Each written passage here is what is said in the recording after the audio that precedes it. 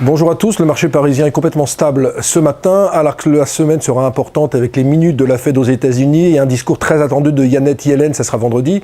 Il faut savoir aux États-Unis qu'on est un peu entre le marteau et l'enclume, parce que certains anticipent une hausse des taux, mais d'après les dernières statistiques économiques en vigueur, on peut dire que la hausse des taux sera sans doute pas en septembre et peut-être en décembre. Les derniers chiffres ne sont pas bons, comme l'indice de l'Université du Michigan sorti en fin de semaine dernière, qui est nettement inférieur aux attentes. Le PIB américain également au premier trimestre, plus 0,2%, c'est assez faible. Bref, il y a beaucoup d'investisseurs qui se disent que la hausse des taux sera sans doute, peut-être, début 2016. Ce sera donc très intéressant de voir ce qui va se passer cette semaine en termes de statistiques économiques aux États-Unis et de discours de Janet Yellen. Alors aujourd'hui, sur les valeurs, il n'y a pas grand-chose à signaler, si ce n'est qu'Orpea qui achète Cellenius en Allemagne.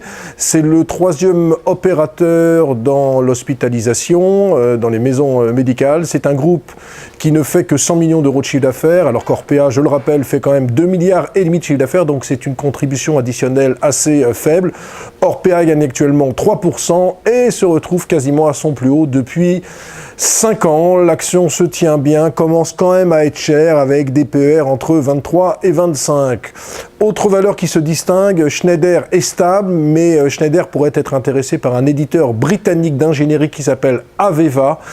Il pourrait rapprocher cet éditeur avec sa filiale Invensys, affaire à suivre donc parce que le dossier britannique intéresse beaucoup de prédateurs. Et puis enfin une surprise ce matin, le départ de Jacques Stern, il est PDG d'Edenred. On est dans le monde des tickets restaurants, c'est un départ un peu surprise, il va dans le monde du tourisme.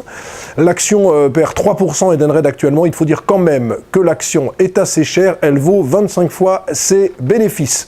Un mot de l'euro-dollar, on est sur des niveaux de 1,1380, 1,14, alors que sur les taux longs, il ne se passe strictement rien pour une fois, c'est-à-dire qu'on est toujours sur le même niveau de Bund. Il faut dire qu'on est passé quand même de 5 points de base sur le 10 ans allemand à 65 points de base. Il faut donc faire une pause avant sans doute que les taux longs se remettent un petit peu à progresser. Il faut dire que l'économie européenne va bien et que quand vous avez une économie européenne qui va bien, il est normal qu'il y ait une certaine tension sur les taux à 10 ans.